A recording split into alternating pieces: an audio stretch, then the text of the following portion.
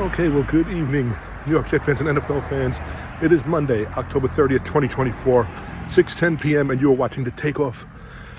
My name is Alex, and just quickly, out of Florham Park, Greg Zuerlein, the kicker, field goal kicker, who was hitting about 60% of his kicks, has been placed on IR with a knee injury. 2 kickers have been brought in. 2 have been signed to the practice squad.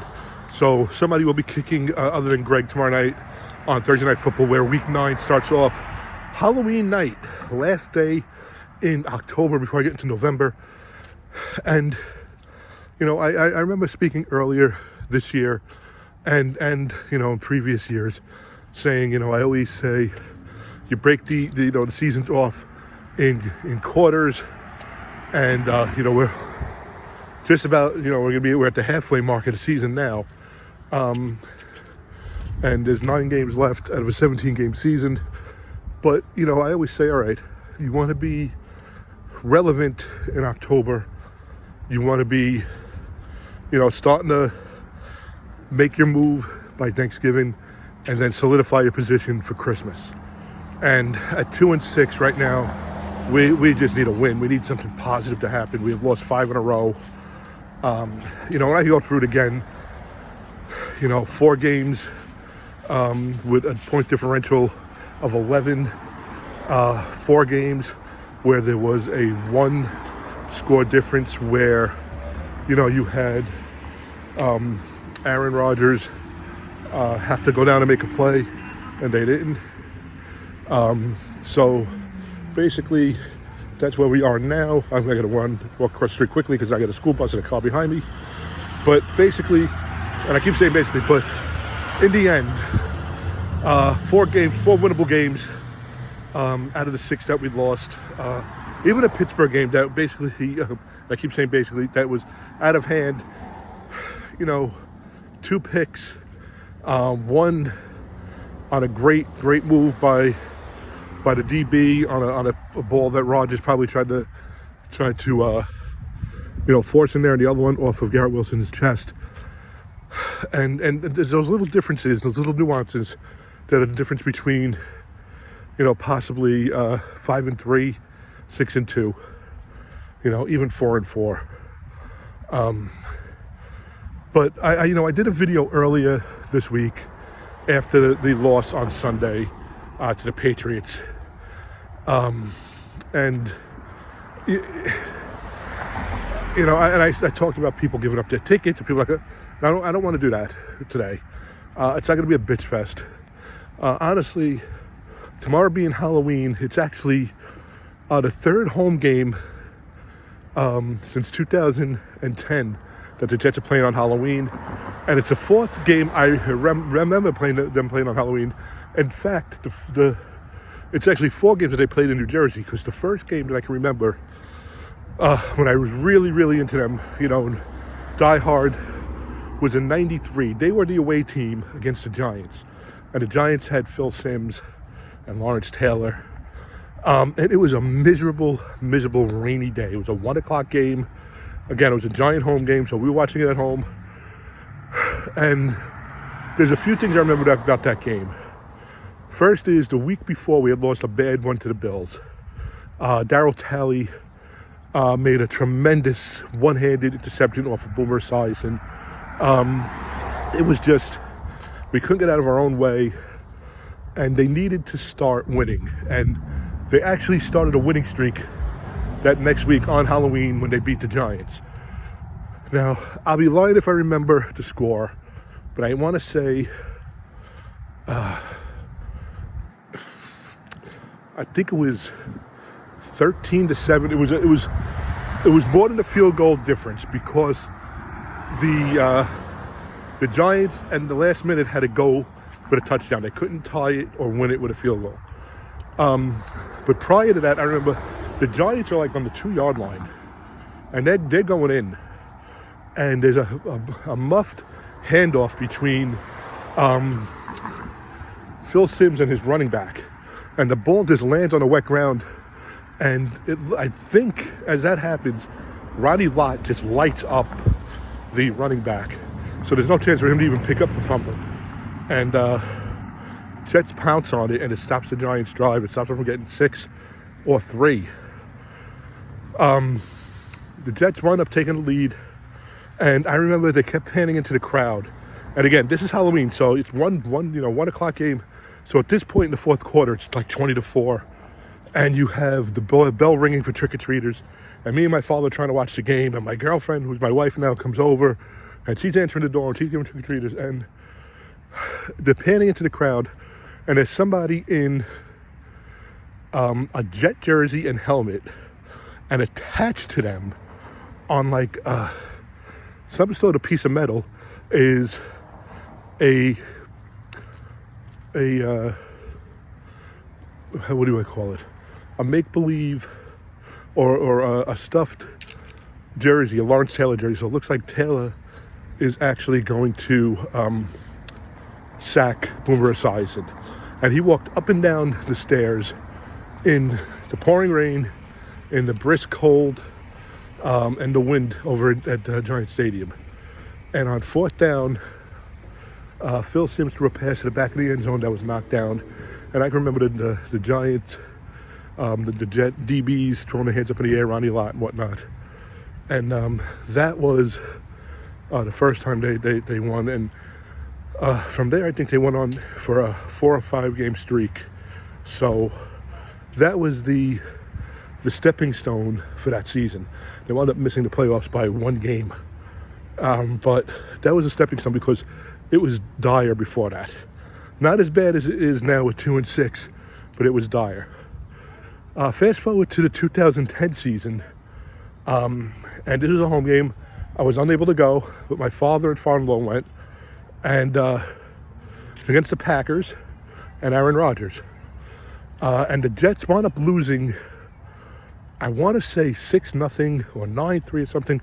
And this was just a crazy game. I remember Jericho Cotchery caught a pass, and he hit the ground, was tackled, and the ball popped out, and they called it a turnover. But the Jet defense didn't give up a touchdown. They gave up 3 field goals. The Jets couldn't overcome themselves, and they lost that game. And I remember in the stands a lot of Rex Ryan people in costumes. That was a big thing. They had, the sweater vest with the headset, the Motorola headset going across, and you had a ton of people like that in the stands. And then lastly, 2 years ago, the Jets home game again, and they played the Bengals. And this was a Bengal team that was supposed to go in there and just destroy the Jets. So I had gone to the game by myself. My daughters had Halloween plans. At this point, my dad, was gone, or he was not able to go. I can't remember. So 2022, no. So he was gone. So I went to the game, and they're playing the Bengals. And again, the costumes. And I remember there was one guy who was dressed like a cowboy, with a Bengal. He was like, had his legs wrapped around a Bengal. It looked like he was riding a Bengal in. People just in the stands with different costumes. Some didn't. And I sat there and I watched the Jets really go pass for pass. Mike White, remember Mike effing White, just going pass for pass with Burrow, and the Jets wound up winning late in the game and pulling that off. And those are the 3 Halloween games I can remember. Of course, there might have been others, but those are the 3 that really stand out. And now you have tomorrow night, and where do we stand? What does this team do? There are so many things that have gone on this year, and I keep using the word tired. It has been a tiring year. It has been to the point where you go into the game, with I don't know if it's enthusiasm or just, are we going to step up this week?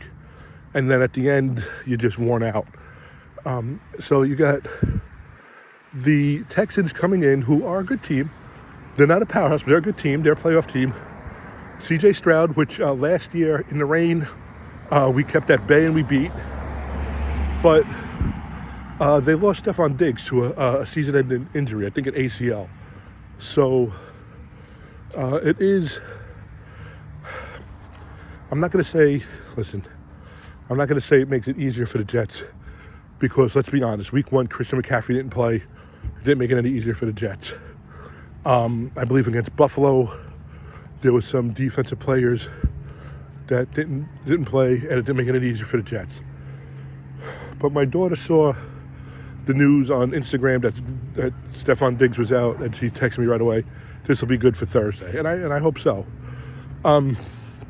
Look, I'm going into this tomorrow night as,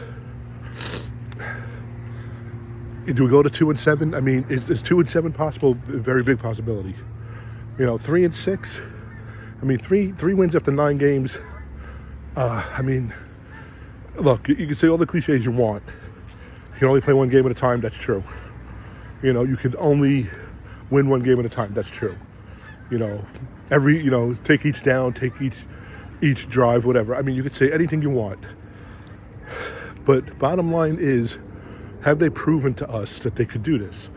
And coming home today, I'm listening to the radio, and, they're talking about different things. And they said, when you're looking at a team that you look at a stretch that you think they could win, you look at the schedule and you say, those are winnable games. So first of all, the opposite side, the other team that we're playing is looking at us saying, those are winnable games. We're playing the Jets, those are winnable games. But you look at it and say, you know what, we may be able to pull this off. And work from there. But I've been saying that since the Denver game. After we lost the Denver game, I was like, all right, listen, we'll blow that game away. Forget about it. Aaron Rodgers is going to step up.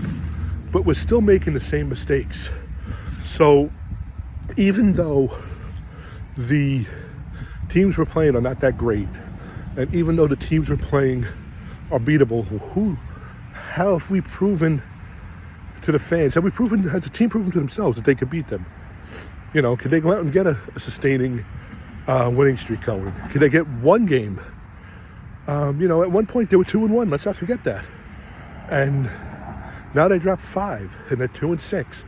And the season mathematically is still there, but looking at all the signs, looking at all the production or lack thereof, it's showing that they have so much work to do. And you could blame Rodgers, you can blame Woody, you could blame Saleh, you could blame Ulbrich. There's plenty of blame to go around. What I thought with Rodgers, and I've said this from early on in the season, was he was going to be the difference on offense, where when they came out of the huddle, you had confidence that they were going to be able to make a play. You had confidence that he's going to make a few passes and then that's going to open up the running game. And you had confidence that Brees was going to make a few runs and it's going to open up the passing game. And now you have the whole playbook to work with. But simple things like getting out of the huddle on time and not calling timeouts or not getting called to delay a game is still happening 8 games in. So how could you look at this game and say, oh, you know what, they match up pretty good? I mean, actually somebody, one of the reporters said, on paper, the Jets have a more talented team. Yes, the Jets probably have a lot more talent, but are they playing as a team? So now tomorrow night, I mean, it's going to be crazy. It's going to be 80 degrees at MetLife Stadium tomorrow night. Okay? But now it's a Halloween game during the week. Okay, coming off another bad loss. So what do you expect tomorrow night? Like I said, I don't know if there's going to be a lot of Texans fans there. There may just be a lot of different fans there. Now Thursday night game during the week, you don't see a lot of kids. You may not just see a lot of fans at all in the stands. They don't want to, go out. It's a minimum of 4-hour night on a Thursday night. So what do you think is going to happen? Who's going to be there? What kind of a reception are you going to get? So let me tell you this. Going to these games for over 30 years, I have heard boos. I have heard cheers. Okay, I remember back, I guess it was 2011, 2012. Sanchez was still the quarterback. Okay, and I guess it was 12. Maybe it was 12. And he was coming off these games where he was throwing multiple interceptions and multiple, and I have to stop now because there's traffic going crazy here at the high school. Everybody's picking up. But he was, throwing multiple passes, bad passes and whatnot. And basically, it came out like, come out and support your team. Come out and support Sanchez, and he's going to try to alleviate, these mistakes. And come out and support him. He can do this. Look what he did in 10. Look what he did in 09.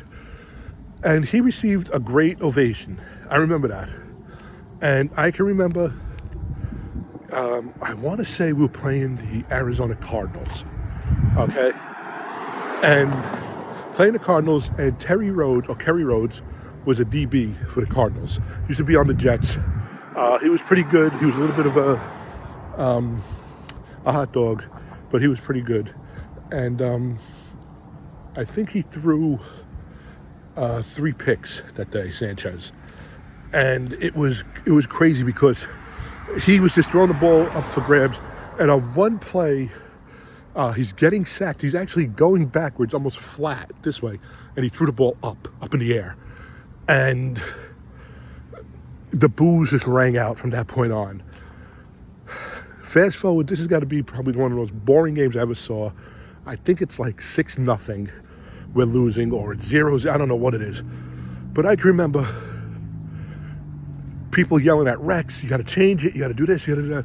And all of a sudden, on the sideline, Greg McElroy, backup quarterback, starts taking snaps, practicing snaps. And the guy, row behind me, just starts going wild. He's taking snaps, they're going to send him in. This is great, this is great. First of all, never heard of Greg McElroy. And I'm not a big college football follower. So McElroy comes in, he puts together one drive, and on a rollout, hits his tight end, and the Jets win. And that's it. It's Greg McElroy. Well, Greg McElroy never made a pass that year. I don't think he did anything else in his career. Okay, so the fans go out there and support. The only time I've ever been in that stadium where the boos started before the game started, okay? It's 1995. 95 or 96. I want to say it's 95. And the Jets get to play both expansion teams. They have the Jacksonville Jaguars at home, and they have the Carolina Panthers in Carolina. And they barely beat Jacksonville. I think we played them like week 2 or week 3. We barely beat them. And one of my favorites, Kyle Brady, catches his first touchdown pass. And like, all right. And a few weeks later, we go to Carolina. And Bubby Brister is in as starting quarterback because I think Esiason is hurt. And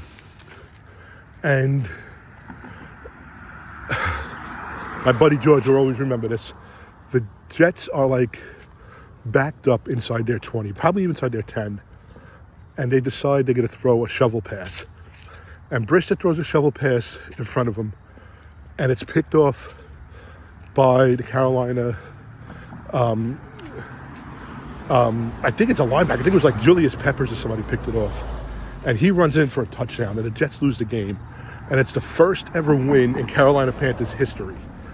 And I can remember back then, it was a little different. When the teams came out for warm-ups, there was, one tunnel on the opposite side of the field.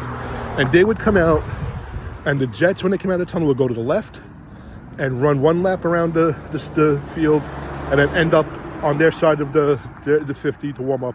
And the other team would come out and go to the right, and then they go on their side. When the Jets came out and started their jog, the few thousand people that were actually in the stadium prior to the game starting, because we used to get in there early, me and Pop, to watch warm-ups, booed them. And that is the only time I ever heard them boo during or before a game started. Now, I don't know what tomorrow is going to have. Do they announce the offense and take the chance on fans booing Garrett Wilson, Aaron Rodgers, the offensive line? Do they announce the defense and they possibly boo Sauce Gardner? I don't know what's going to happen. Is it possible they all come out as a team and they're not announced? I mean, anything is possible, but it's a night game, it's a primetime game, so they can have the wristbands that light up and everything like that. And then to boot, Halloween. So I don't know, how this all plays. I know I'll be there. I plan on going. I do have work on Friday, so I don't know if it's a halftime game, third quarter game. I don't know. If we stay to the end, we'll see. But I just can't predict what's going to happen. And we couldn't predict anything that would happen this year. But if you look, who would have thought missed field goals and missed extra points would be the difference? And it's more than that, but still, those points were left on the board are causing a lot of problems. And, of course, the time we let the other team stay on the field and pick up those long first downs are causing problems. One thing I will say, I think Coach Ulbrich is in over his head. I think he's a great defensive coach, or going to be a great defensive coach. I think he was doing very well with us. I don't think he can handle both assignments right now as head coach and calling the defense. I don't know if Rodgers is hurt. I don't know if Rodgers is just old, or if he's gun shy because he's getting hit so many times. But you could see the second guessing that he's coming up with as well. The team has yet to put together a full game, except for that opening win against New England on week 3 at home.